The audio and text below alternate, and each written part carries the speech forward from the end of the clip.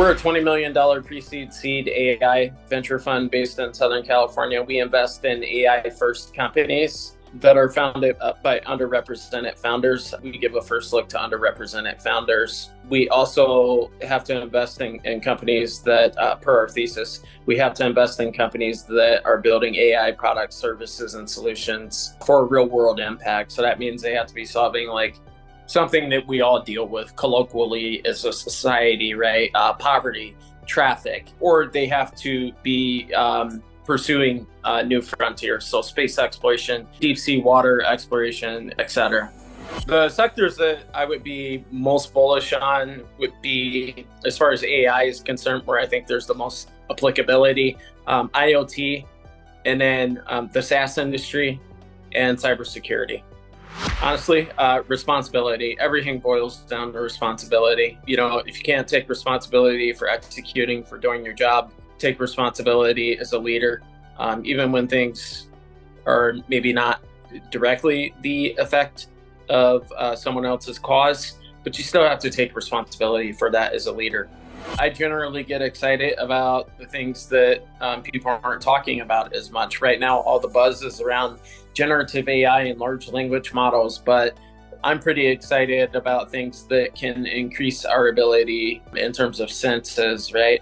So that would be like computer vision, you know, anything that can extend and enhance our existing senses, not something that's necessarily assisted, whereas like a large language model would be assisted to our senses, but I would call computer vision an extension to our senses. So computer vision, and then quantum computing, because we know that what's behind AI, well, it's nothing more than data. And well, right now we have a lack of just inherent ability to compute that data. So I think, quantum computing, is it expands as the need for it is expands as the amount of data out there increases tenfold exponentially. We're going to see quantum computing as a new trend. Mm-hmm. And so I'm really excited about that.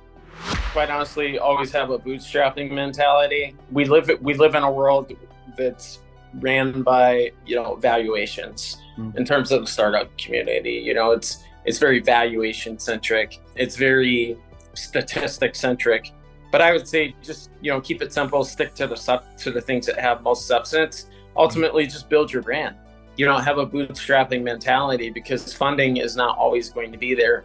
At some point you're going to have to maintain and sustain your brand without funding. Mm-hmm. And funding is an aid to accelerate existing traction. It's not an aid to fix your problems. So if you can't live and survive without funding, I would say that's a problem. Unless you're building like a next generation apartment building, then obviously that's going to take some funding. But if you're building like a SaaS or even AI products, there's enough companies out there like NVIDIA, Amazon that you can partner with. And like our VC firm we're an Amazon AWS Activate partner.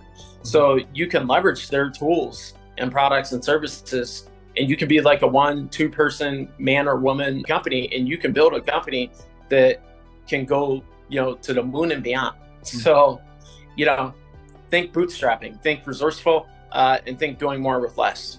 Obviously I'm a VC and our job is to exit, so I would say very, very important. And so are they gonna go like the IPO routes, or there's a number of different exit strategies. Are they looking at selling off their IP? Are they going to sell the company off together entirely? Are they going to, transfer rights? Are they going to replace the management team? So I think the exit strategy is important. And I think the exit strategy is important in terms of innovation, right? And so say, for example, I'm an AI company let's just say I'm a founder and I build an AI product for the hotel industry. Well, think about potential acquirers in the hotel industry, but also think about potential acquirers who might want to break into the hotel industry that are not their core business. That's not their indigenous business, right? So I think, you always want to be thinking about what's obvious, but also be thinking about what's not obvious. So, in the industry, we call those, what are the non competition factors, right? And then you have the competition factors. Honestly, just not being investor minded, not qualifying the investors that they're pitching. I get a crypto startup that's not even building anything AI, and they pitch me, I'm an AI VC. So they, either that was an automated message, or they just saw VC. Oh, he must have money, so let me go pitch him. That type of thing. So not studying the investors. The way capitalism, the way the human mind works is you become your user first. So you start with the end in mind and think from a user-centric standpoint, and then go build the product, right? So before I bought a car, I was a passenger in a car, right? And then I might go buy a car, and then, oh, now I know how a car works. So now I could actually build a product for a car because I know how they work.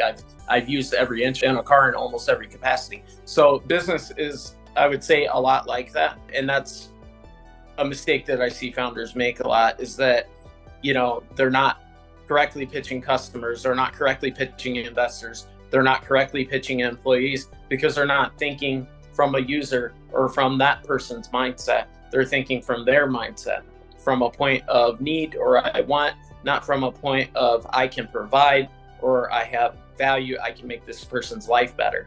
The metaverse alone by itself is incapable, right? And AI by itself is really, it's limited, right? And so when we combine different technologies together and we create cross-technology integration and leverage one technology's capabilities against the next, then what we create is, we create like a super tech, right? And so I would call this company like a super tech company. They're building AI within the metaverse, which I think is really cool. We're kind of like interacting with AI and things that we can't see, right? Like AI generated images and Instagram influencers and whatnot, but we're not doing it in a virtual environment. We're doing it in the physical world. So imagine you can interact. I mean, it's almost like being in a dream. Like if you've ever lucid dreamed. So you can kind of be like in this virtual world or this dream, and you can control everything. It's amazing. So I think that's pretty cool, and that's a company I'm excited about. They've actually landed some multi-year contract with the government entity.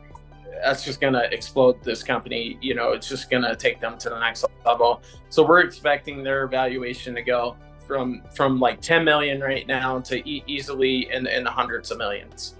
There's a really good book called Pitch Anything by Oren Klaff. And I'm going to give you two books actually, because I need to tell you one book for business, but I need to tell you one book for your personality, like how you process things, right? How you deal with adversity. So Pitch Anything by Oren Klaff, it talks about pitching, right? But it talks about like how to prepare yourself is the prize to be won. No matter what situation you're in, preparing yourself by approaching every situation as an alpha and developing a frame around, a framework around your pitch, right? And so, you always want to kind of like when you're pitching, start with the prize, but keep it as simple as possible, because the brain doesn't process complex things that they're not familiar with, right? And so, you want to start with like most primitive part of the brain, which is like the crocodile part of the brain, the book says. And that's like fight or flight, right? Okay, is this safe or is it going to hurt me, right? And then once you've done that, then connect emotionally, right? That's the mid-brain. And then you can get into the complexity, right? And so pay attention to when you're doing this with like decks, or if you're talking to an investor on Zoom, or if you're giving a presentation at a tech convention, just pay attention to those types of things, because if your product is overly complex, they're not going to get it, right? So once they've emotionally connected with the product, then you can get technical within that person's own capacity, right? So each person has a need to understand a certain level of technical capacity. For example, with Uber, the Uber app, It's very simple for the user experience. Push a button, boom, my ride's here. But the machines and the softwares and the algorithms that run that are very, very complex. Does the user need to know that? I think not. But if you're working at Uber, then yes, you need to know various levels of technical complexity. So that's one.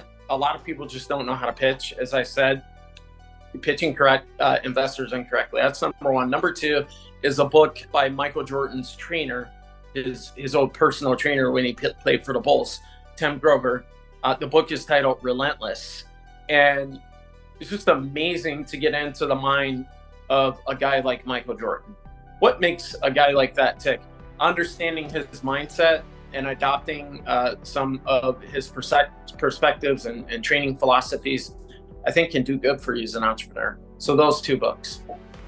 There's so much that goes into being a founder. You know, it's such a dynamic role. My thinking would be that, you know, you have to, you know, being a founder is kind of like,